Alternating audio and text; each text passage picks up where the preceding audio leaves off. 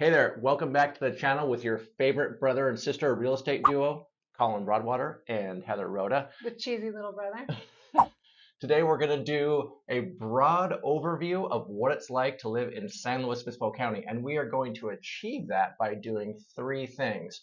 First, we're going to pull up a map and break down the whole county, super diverse county. You know, California is huge. We are on the Central Coast. We're right in the heart of the Central Coast, and San Luis Obispo is a very diverse place, just like the rest of California is. So we are going to bring up a map and break the county down into quadrants. So that's number one. Then number two, we're going to give you some pros and cons of what it is actually like living in SLO County, whether that be San Luis Obispo, the city itself, or up in the North County, Paso Robles and Atascadero, on the coast, Morro Bay, Pismo Beach, any of these places. South County. We'll give you the pros and the cons. And then number three, we are going to give you a little bit of insight into what it's like buying and selling real estate here in San Luis. We're not like the big cities. We're not like the Bay up in the north or like LA down in the south. We're a little bit smaller, more rural than that. But we're not teeny tiny either. So we kind of have our own customs. And yeah, there's just kind of some ins and outs to know about. So we those used are to be teeny tiny. That's right. Back in the day when we grew up here, it was very teeny tiny. Okay, so those are the three topics we're going to cover, and we're going to jump right into it. But first, if you're new to the channel, please do give us a like and subscribe if you get value out of this content, and leave us a comment below. If you want to hear more from us, or what, if we didn't cover things that you're interested in hearing, leave us a comment and let us know what it is that you're looking for.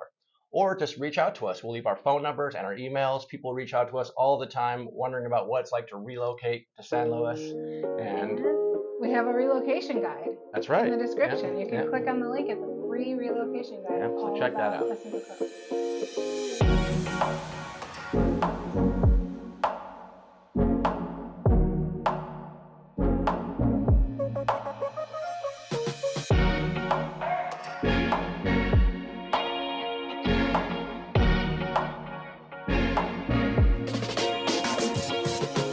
So let's jump into things. So first thing we're going to do is we're going to pull up a map and take a look at our county. San Luis County runs all the way from up here by Big Sur. The furthest point that we're going to discuss will likely be San Simeon, maybe just a little bit north there up towards Ragged Point. And then on south, we'll run all the way down onto about Napomo. So let's mark this sucker up here so you can see what we're talking about here. So we're going to run a line across here and then down. Tell me when to stop, Heather. Okay, and then across to Napomo. Before you have to say. No, you're good. And then on Probably got like a tiny little swivel percent of our county that isn't part of slow. Okay, so San Luis Obispo County. Pretty good for a lefty. Yeah. We're going to break this down into 4 quadrants. And did you know this, Heather? The exact center of let's say. Can you say? I'm not sure if we can. Did you know that the exact spot where the coast turns from Southern California into Northern California is right here in San Luis Obispo County? It's right here. Okay, so first thing I'm going to do here is I'm going to break our county down into 4 quadrants.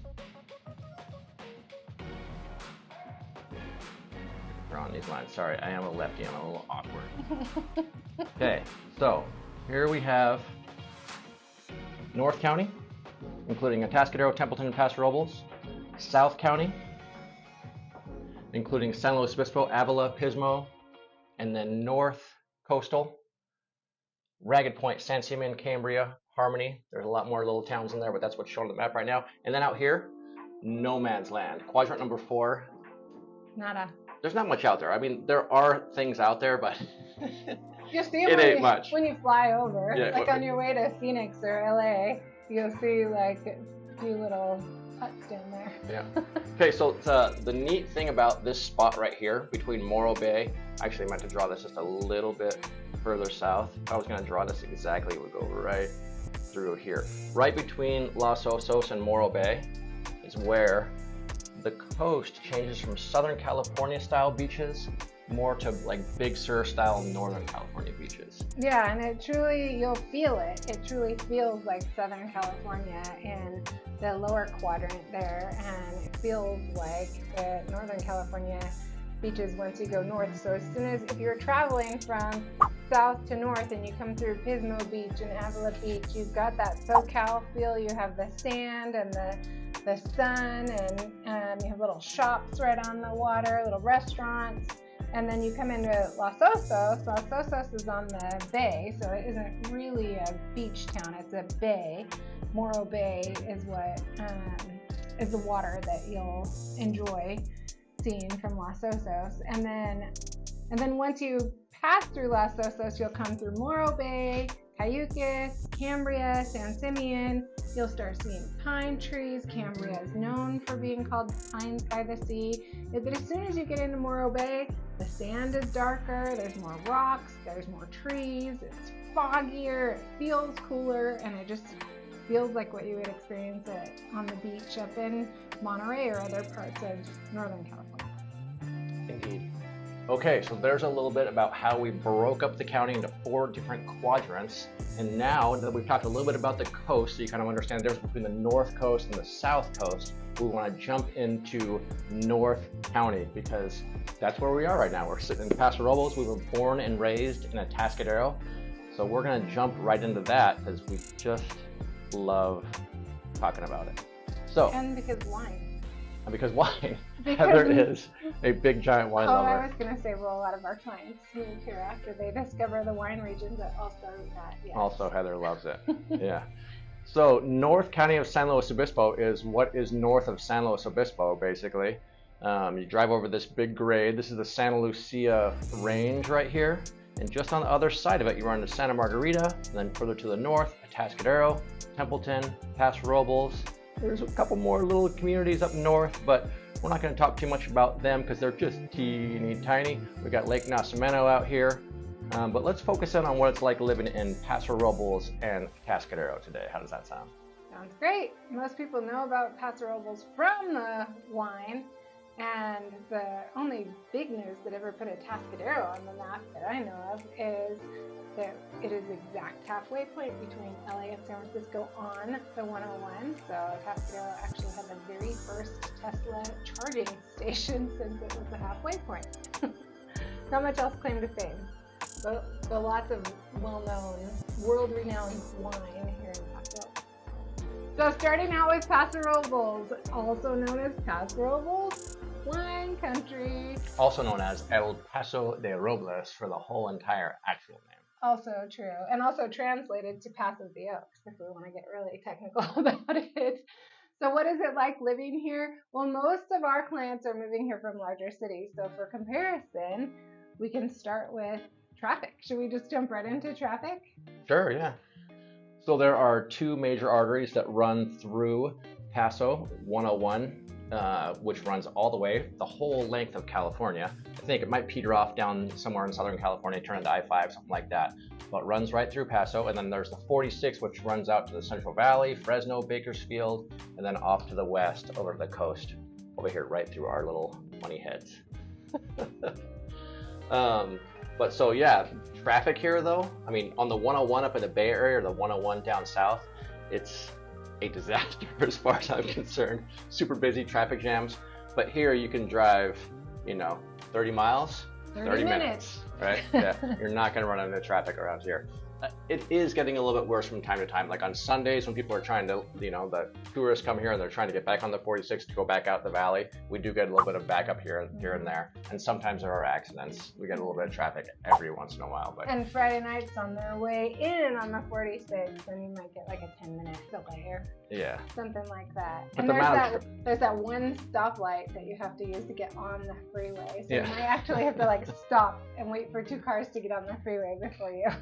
But the amount of traffic that we're talking about is completely negligible compared to what you're going to run into in a big city.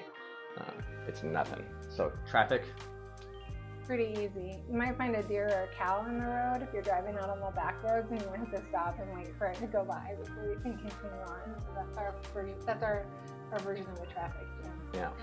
So what else about Paso? Okay, so another critical factor to understand about Paso Robles is there are 4 seasons here. It warms up in the summer, it gets cold in the winter, fall is awesome, spring is beautiful, but the weather is it's really outstanding when it comes down to it. We're right in the middle of California. We're near the coast, and it's beautiful. Compared to the rest of the county, it does warm up more in the summer, for sure. People do complain about it being hot during the summer. We do get some frost, especially just overnight type of frost during the winters for a short period. So we have like a few weeks of really hot and a few weeks of frozen cold. But there's two good news points about that. One is that you can, during the summer, just drive to the coast in an easy half-hour drive and enjoy the cooler weather. And then we also get from the coast that coastal breeze that comes west to east almost the entirety of the year. We might get Santa Ana like southern winds, but we just get like the very tail end of that coming from the south for about a week during the summer. But those hot days cool off into a very refreshing evening with some little breeze. Okay, so there's a basic overview of the weather in Paso. Now, what is it like living here as far as things to do? What are you going to do in Paso if you live here? So, go wine tasting. Go wine tasting. That's the easy answer. Paso has become world renowned for its wine and more recently for its food. The town square, kind of downtown around the park, is really nothing short of phenomenal. Where is the city park here? Let's move right on. There it is. See the little green square rectangle right there? That's our downtown city park. And this whole entire area here is just ringed with restaurants, tasting rooms, bars. Just a really, really awesome place to hang out. People often ask, like, oh, they come in there like, oh, where should we go for lunch? What should we do for dinner? And oftentimes my answer is just like walk down to the park and you can't go wrong. You know, if there's something specific that you're looking for, you know, if you're vegetarian and you're really like health minded, you might look for Thomas Hill Organics. It's an outstanding fresh restaurant. But if you're looking for steaks or seafood or Mexican or Italian, anything, you just walk around. French. Yeah, when you zoomed into my favorite restaurants popped up on the map, we have Taste Craft Eatery here. That one's really fun, especially for lunch. They have all kinds of different really unique little sliders and little salads, and you get to choose 2 or 3 items to add to your plate, and they're all gourmet and delicious. And then the other one that popped up there is fish gaucho, which is just incredible seafood with a little gaucho flair. They have delicious margaritas and really fresh fish tacos. As long as you can get in, you gotta make sure you get a reservation if it's a Friday or Saturday night for fish gaucho. So outstanding. So food and wine. And then how many wineries do we have in Paso? 200. 200 wineries? Yeah. Can you name them all? Yeah, let me get started. Okay, we got Shangala, we got Austin Hope. Should I keep going? So food and wine, what else do we have? There's a lot of equestrian activity going on here. There's the Mid-State Fair, happens every summer. We have an event center where there's, what's it called? The event center? Vina Robles event center. Yeah, you can see amazing music there, comedy routines, outstanding outdoor venue. It's awesome. What else happens? My kids just went to a concert there, and I went to the Lost 80s One Hit Wonder concert there like a couple months ago. It was really fun. Nice. And then of course there's Lake Nacimiento. So a lot of boaters live around here, head out to Lake Nacimiento to do water skiing, wakeboarding, stuff like that. Festivals, we have of course the wine festival, but we also have like an olive festival, art festivals. There's all kinds of different activities like that are hosted here in town, usually right by or at the park. You do have access to the beach. It's a little bit further than the rest of the towns in the county to get to the beach, but you can head over Highway 46, get over to Cambria. Okay, then let's wrap this up talking about schools in Paso. Okay, everybody wants to know about schools when they're moving here, and Paso is average when it comes to schools, I would say. Anywhere in the county, I would say you're not going to find a bad school. You're always going to find a great group of kids who are going to school. My kids go to school here and they love it. They're not in Paso, but they're in Atascadero. And I've never really heard any specific complaints, but there aren't really any like top-notch rated schools here, but nothing really negative to say either. The last thing I'd say about living here in Paso is that it's just so much different than it used to be when we were little kids growing up here. I would have never imagined that we would have the wine scene, the food scene, or tourists here. The only time we ever had tourists was during the Mid-State Fair when everybody came for the rodeos and all the, equestrian events, and it was more of a farm town. And now it's got 5 Michelin stars for restaurants and incredible wineries, incredible events, and when you go to downtown Paso, sometimes I look around and I think to myself, am I in Santa Barbara? This doesn't feel like Paso Robles anymore, but it's pretty cool. Amazing how things can change up just over the short span of 4 decades. Okay, so that is enough about Paso. Let's talk a little bit about our actual hometown, where we grew up and where we both live now, Atascadero. So, Atasca what? You're probably thinking to yourself, Atascadero? Yeah, that's where Heather and I both live, and a fair number of our clients actually end up, so they think they want to move to Paso Robles. I've heard about San Luis Obispo County, we want to move to Paso, and then they find out about Atascadero, and lo and behold, that's where they end up living. So we head south. Up and coming, like hidden gem that's just being discovered. Tin City just disappeared. Tin City, we'll have to tell you about Tin City at some point. Amazing little spot. So we pass right by Templeton here, another little city in our North County area here. But then here is Atascadero. Okay, so this is where Heather and I grew up. I was born in Paso in 1975. Heather was born down south in Newport Beach. I don't in remember 1953, I think. Thanks. But we both have spent our entire life here. 6 months old. It was 1972 when we moved here, and I was 6 months old. Was that a stressful move for you? when you all made the move up here, all the packing and everything, all the planning. I remember. Was that hard? That was hard for you? 6 months old, yeah. So Atascadero, like Heather just said, it's an up and coming place. We used to not have really anything going on here. When we were growing up, there was one stoplight in town. And now, as we speak, Atascadero is like just blossoming in this really cool downtown area. I was thinking about what my favorite restaurant in the whole county would have to be, and I think it's actually in Atascadero now. It's a restaurant called Barley and Boar. It's just outstanding. If you're in North County at all, then that's the place I recommend you go. Go downtown Atascadero. It's a little bit of a mess down there because a bunch of traffic, a bunch of construction going on down there, but it's worth it. Barley and Boar, outstanding little restaurant. Different menu every month too. So the small selection of really delicious food, and then the next month, brand new menu. So Atascadero, it's right in the middle of everything. So Highway 41 runs off to the coast, and then if you follow it the other way, it actually runs all the way to Yosemite Valley, believe it or not. About 3 hours. 3 hours not to the valley, 3 hours to the entrance, right? Yeah. So you got to be careful when you're driving through Atascadero, because blink and you'll just drive right on through. So downtown area is right at the kind of the intersection here of Highway 41 and 101. So if you're looking to make sure you don't miss it, that's what you need to look for. Highway 41 and 101. Get off there, you're heading south, take a left, make another left, and you're right in downtown Atascadero. And it's right around what's called the Sunken Gardens, which is a lot like the Paso City Park. It's mostly lawn, and we've got restaurants popping up here and there right around that central area there. Not a huge downtown area. This is really it right here. It's like 3 blocks of a little bit of downtown area that we have here. Small town.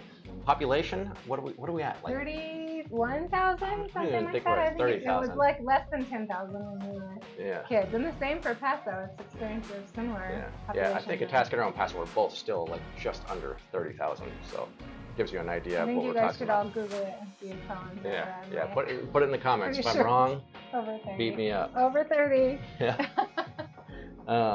Another interesting thing to know about Atascadero, check out these roads on this map. So Atascadero is not an easy place to get to know. If you're just going to come and like look around to try to get a feel for it, you're probably just going to get lost and go, what the heck are these guys talking about? And just get the heck back out of there. Even if you use your GPS, it'll come to a creek, and then you can see the continuation of the road over no bridge heading the other way. Yeah, it looks like Spaghetti Road City here, and that's kind of what it is. There is more roadway per capita in Atascadero than any other city in the county. So be prepared for that. It was all built on cow trails, if you needed to know why. So the lifestyle in Atascadero is going to be pretty similar, I would say, with two major differences. One being the lack of wineries. You're not going to find the wines. You will find wine bars in downtown Atascadero, but you're not going to find the wine scene in Atascadero. You're close to it. A lot of our wineries are in Templeton, and our vineyards are in Templeton, which is right in between Atascadero and Paso. And you'll even find some in San Luis, which is much closer to Atascadero than Paso Robles. You're not going to find vineyards and wineries in Atascadero. And then what you are going to find that you don't find in Paso is hiking trails. You're going to find 4 really fantastic hiking trails. We have Stadium, we have Rocky Canyon, we have 3 bridges, and we have Jim Green Trail that are all fantastic. And they're not just hiking trails, you can also get on your mountain bike and ride. And you can take your dogs, they're dog friendly.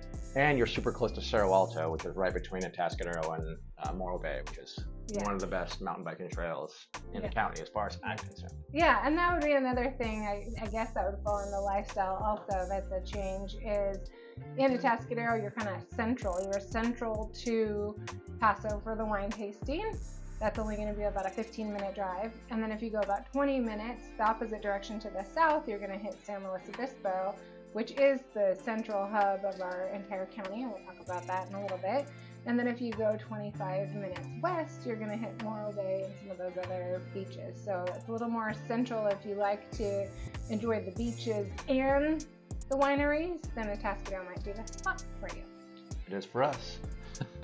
I love living in Atascadero. When I moved back here after having lived all over the U.S., I thought for sure, I'm going to live in San Luis Obispo. But I started spending a little bit more time in Atascadero, and like Heather was saying, it's so central to so many great things. There's some really good little short hiking trails and biking trails. And if you want to do something bigger, you head down to San Luis. If you want to go out to eat, head up to Paso. It's awesome. And then he went and bought a house that's only a third of a mile away from me. So he could try act like he doesn't like me or he doesn't want to hang out with me since he's at work with me all day long. But he went and bought a house a third of a mile from me. Okay, next up, we're headed to San Luis Obispo, the capital city of our county of San Luis Obispo and namesake. The city of San Luis Obispo is the largest city. It has a population of, I believe, around 45,000, but you might have to Google that too. And it also is known for Cal Poly University. We have our community college, Cuesta, there. So you do have a student population there. And it is the center of our county. So I love San Luis so much that I often drive there twice a day. Like Heather said, it's actually less than a 20-minute drive. For most people, they think, 20-minute drive, but I have it so dialed, it actually takes me more like 15 minutes to get down there. It's a beautiful place. It was actually named as one of the happiest places on the entire earth a while back. I remember like the Oprah show called it that. A bunch of these big kind of outlets made this, made San Luis Obispo famous by calling it one of the happiest places to live on earth. It's an amazing place for a whole bunch of reasons. There's a whole bunch of hiking there. I'm not sure if you might have heard of the Nine Sisters or not, but there's this volcanic chain of peaks that runs from San Luis Obispo all the way to the coast. Incredible hiking, incredible mountain biking. The downtown of SLO, you think Paso is cool? You gotta head down to SLO. It's like mini Santa Barbara. It's like one of the coolest places you'll ever go to. There's fantastic shopping, restaurants. I mean, when I was growing up here, whenever it was time for any kind of event, I needed some pretty clothes or some business clothes, anything where we needed to dress up, then we were headed hours away to find that. And now when I need to do the same thing for my kids, I just pop them in the car and sometimes you can find what you need in Atascadero or Paso, but San Luis Obispo has phenomenal shopping. And also, we can't move on from talking about San Luis Obispo without talking about the weather. I think that's one of the reasons why it was named one of the happiest places. I mean, it does have that small town feel with a lot of the big town amenities, and we still don't have the traffic there. So All those things go towards happiness, but the weather does not hurt. Weather is outstanding. The weather is going to be pretty enjoyable year round. It's very rarely going to get too hot. It's not going to freeze. And then as far as traffic in San Luis Obispo, pretty much the same thing. If you head out onto one of the highways, 101 or Highway 1, it's going to be 30 minutes, 30 miles. However, we do experience up to maybe even a 20-minute slowdown if you're headed south from San Luis Obispo towards Arroyo Grande. That is work is letting out. Or if you're heading north from that South County, Grover Beach, Arroyo Grande on the way into work to SLO, you could experience that slowdown as well. Okay, so there is a quick overview of the 3 biggest cities in SLO, and we are going to actually dig into these cities, all the cities in San Luis Obispo County, a lot more. We're going to talk about these cities individually, but for now we want to just give a little bit of an overview. I know we're kind of getting trapped into the weeds a little bit here, so let's just talk a little bit more about some of the other places around the county. We'll head out to the coast, some of the smaller areas, run through those, and we're going to wrap this thing up. Don't forget, we're going to talk about real estate before we wrap it up. That's right, and we got to talk specifically about the pros and cons here. I know we've kind of been doing that a little bit as we went along here, but we want to talk specifically about the things that people love living here and things that they don't love so much. Awesome. Okay, so let's take a look at some of the coastal cities here. And there's a wide variety of stuff going on with our coast here. Like we were saying before, on the south end, we have Pismo Beach, Shell Beach, Grover Beach, Avila Beach, all these cool little Southern California style cities. Oceano, and Arroyo Grande, and Apoma. Yeah. So what about these places? Like you mentioned earlier, they're all cute little awesome towns. You know, like little places to go and hang out for the day. The one thing I'll say is that in the summertime, it's pretty dang crowded, right? People come from all over the place to go to these places. They're like these awesome, flat, sandy beaches, and everybody wants to be there on those hot days that are more inland. Everybody travels right in. Yeah, even though you're not going to experience a traffic problem getting to these beaches, you might have trouble with finding a parking spot. That's true. During the high season, especially in Pismo Beach. I find myself driving in little circles round and round for 15 minutes looking for a spot sometimes. Yeah. Pismo Beach, super famous. There's an off-road vehicle area down there. People call it the Pismo Dunes, but it's actually the Oceano Dunes, so that's pretty busy down there. And you hit the monarch butterfly grove. That's really right, cool to come see the monarch migration. Yeah. And then check out Avila Beach here. Straight south facing. Super warm, awesome place to hang out. Hardly ever any fog in Avila Beach. Tiny little town, but some cool little restaurants and a fun place to discuss that. And then rolling on up the beach here, one thing to know about here is there is a big nuclear power plant. Mm-hmm. Not that many people know about this thing. Some beautiful real estate too. Yeah, incredible land. But so here, look, here it is. This is the westernmost point of the Central Coast here, and this is where things really change, like I mentioned before, from these beautiful south-facing and super sandy, flat sandy beaches. Southern California feel beaches. Yep. Then we head into Morro Bay, the infamous Morro Rock. Look at that. There's a nice little shot of it right there. Infamous? Didn't you mean famous? The famous, infamous. What did Morro Rock ever do to you? Morro Bay, you have to have heard of it. There's a nice big bay right here. You know something interesting I learned about here, Heather, recently? I don't know, but I went kayaking there recently, and it was so gorgeous. Okay, so did you know this about kayaking in the bay? What's the name of this inlet right here? I have no idea. Let's zoom in. We did not make it there when we were kayaking either. Oh, Shark Inlet. Shark Inlet. You know what this is right here? Never see a shark there. What's important about shallow. this? Yeah. This is a shark breeding ground right here. There are hundreds and thousands sometimes of sharks in this area. I have never seen that. Very safe place to go kayaking because they are smaller, non-aggressive type sharks. But there are a lot of sharks. Low tide when we went last time, so we did not make it into Shark Inlet. Yeah. So, and then heading on up in towards the Big Sur area, you're going to run to the next little town, which is, of course, Cayucas. Cayucas is awesome. We're actually, my husband and I have our celebrating 25 years together coming up in just a couple of weeks. And for that, we rented a little bungalow right on the beach, even though it's only a half hour from our house. It's going to be awesome to just be right there on the beach and have a little staycation for the weekend. So Cayucos is known as one of the last actual like real California beach towns. It's a bitchin' place to go and hang out. I know that we said that as you go further north, the beaches get a little bit more rocky, but look at Cayucos, it's kind of a little bit more kind of trending south facing that is like a flat sandy beach. The ocean is a bit more rough, you know, like you're down in Avila, you know, Avila can look like a lake sometimes. Like you go there in the morning and it's just like flat. Perfect. You're not going to find that so much in Cayucos. I was there this morning actually, and some pretty significant waves coming in. And then from on up there. But the beach is not crowded there. We were talking about the crowds. The tourists come in, and like even on the beach in Pismo or Avila, you're going to have a lot of population. Cayucos, not so much. It's pretty spread out. It's a long beach, and it's not as well traveled. So when you hop onto the beach there, it's dog friendly, and there's a no leash area.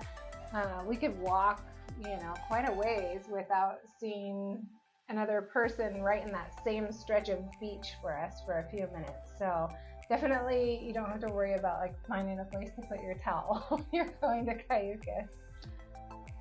Harmony, if you haven't heard of Harmony, little artist town, gotta stop by Harmony. Population like 18. Population 18. Have some ice cream. and wine. As far as that's right. And as far as we're gonna go north right now, Cambria. The county does keep going, and it's just outstanding and beautiful up there. But Cambria, cute little kind of artist town. Yeah. Lots of pine trees. Feel. Beautiful, beautiful little spot. Famous for its Lynn's Lullaberry Pie. In Cambria downtown, you'll find Lynn's. It's a fantastic restaurant, and they have amazing pie. Okay, and there we broke it down for you. San Luis Obispo County. So let's talk a little bit about the pros and cons about living in SLO. So let's get our top 3 reasons for living here and our top 3 negatives for living here. So number 1 thing for living here. Number 1 thing there is wine country. We are, you know, probably maybe like one of the number 1, maybe the number 1 spot for wine in the nation. Well, Wine Spectator, the last time they gave a rating for the best cab, Paso was right up there. Paso. So Napa is really well known, then Paso is kind of stepped right up there. So the wine and food are spectacular. And then the next thing is that it's just insanely beautiful here, and there's always something to do year round. So if you're up in the North County in the summertime and it gets kind of hot, doesn't matter because you can just head to the South County over to the beach and you're not going to run out of things to do. Or you can wait until the evening when it cools off. True. Yeah. So mountain biking, surfing, windsurfing, hiking, festivals, wine tastings. Yeah, there's just always something happening here. And then the third thing is that the vibes here are way more chill than the surrounding areas. We're slow town, right? We're not the Bay Area and we're not LA. You come here and everything slows down. I think the slogan for our county is the slow life. Like That's not right. SLOW, just SLO, San Luis Obispo. Yeah. The slow life. That's it. So things do move a little bit at a different pace here. People are super friendly. Like I mentioned before, one of the happiest places to live on the entire earth. So the vibes are good. So when you come here, just be ready to grab a sip of wine, grab a beer, grab a drink, take it a little bit easier. So now let's move on to the cons. There are some things that are a little bit difficult about living here in SLO. So number 1 is that high cost of living. So buying real estate here is a little bit challenging because it's a bit more expensive than most people would think it is. You know, it's like we're kind of out of the way. We're not up in the big cities. We're right here in the middle. But we're actually have become known as one of the more expensive places to live in the country. So what's our average sales price right now for a house? It's like in the upper 8s now, yeah? Getting close to 9. So our median sales price is $878, and so we do find that most people that move here come from the Bay Area or Southern California because our cost of living and our real estate is less expensive here than those 2 areas. But compared to the country, we definitely have a much higher cost of living than average. And then pair that with a little bit of a difficult job market. Yes, there are jobs here. People do make a living, healthcare, education, things like that. But we're not like some big tech center hub. That might change in the future. People are moving here and they're working remotely. Some space technology might be moving into the area, but there's just not a huge job market here. No, hospitality is the biggest industry here. Yeah. And the third con is transportation. We don't have any high-speed rail. Our bus service is kind of small.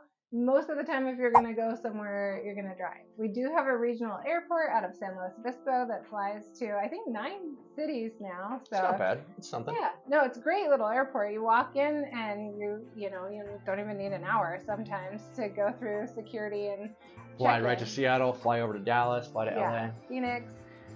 So if you're hitting one of those hubs, it's pretty quick and easy. If you're traveling somewhere farther than that, then you're just going to have a connecting flight. But as far as like walkability, if you do want to, live that lifestyle where you are walking to restaurants and those festivals that we mentioned, then the west side of Paso and anywhere near the downtown of San Luis Obispo will give you that kind of walkable lifestyle. But that is probably the best thing that we have to say about transportation. Well, no, the best thing that we'd have to say about transportation is that 30-minute, 30-mile thing. The lack of traffic does make it easier to get around in your car, but public transportation is not the greatest. Not so much.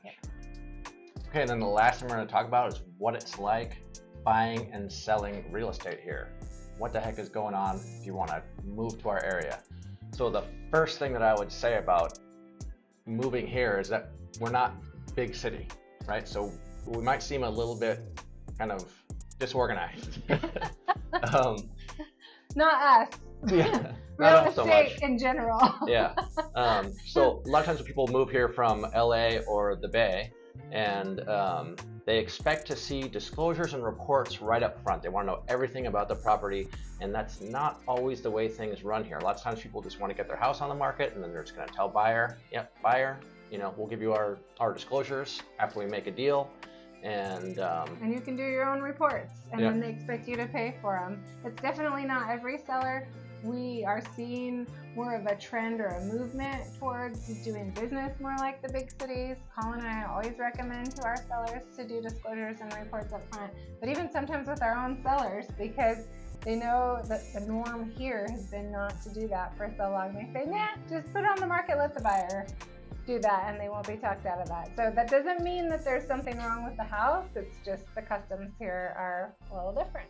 And then another part of being kind of more country or rural is that you'll run across unpermitted improvements to houses a lot more often, especially if you're kind of more out in the more rural areas. People just kind of do what they want to do out there. It's like, oh, I have to get a permit for that? Well, that's too much of a hassle, and nobody comes out here anyway. And even so I'm just going to do what I want to do. Even both of us, we're not really rural where we live, but both of us have properties that we bought had an unpermitted structure on them. So that is something to be prepared for. So you might not be able to see the disclosures and reports up front, and be prepared to get thorough inspections, because you don't always have record of what has been done to the property. Yeah, and we have some inspectors here that are a little too laid back too. So you might even run into a situation where Colin and I say, hey, yeah, they have done their disclosures and reports up front, but the termite inspector that we see on this inspection is a little too laid back for our taste, and we'd like you to get your own inspection to make sure that it's thorough. And then one more thing, there is not a ton of new construction here. There is some new construction, but there's just, if you're coming here and you're looking for new construction, you're probably going to be a little bit frustrated. And then the building process is slow. If you're going to come here and you're going to buy land, Might 2 years? take a year or two. Yeah. 2 years, like I want to say a year, but honestly, like to find a piece of land that you want to buy here, and then just, to get it, make a plan and get everything done and actually be moving in, probably a couple years out. Everything has to go just right for it to be a year. We do have some new construction neighborhoods in the city of San Luis. We have little pockets of construction of individual houses, or maybe 3 or 4 houses, in just about every community around the county. And there is a big area of East Paso that is going to have 4,000 new homes over the next 10 years. So it's going to be a pretty slow process. And if they're saying 10 years, probably means 20. But out East Paso, there are some some of the larger developments are going to be built in out there. And we do expect the population of Paso to go from what Colin thinks is 29 and I think is 31 to over 40,000 in the next 10 years or so. And as far as the affordability of real estate, like we mentioned, our median price is $878,000. We've got some neighborhood videos that go much more into detail about the cost of individual neighborhoods, and we'll continue to bring those to you. But in general, the higher prices are going to be San Luis Obispo and then parts of the coast like Cayucas and Pismo Beach. And then the more rural you go, like into North County or out into the east part of our counties, then the prices are going to come down significantly from there. What do you say about that, right? Yep. And so that should wrap it up, huh?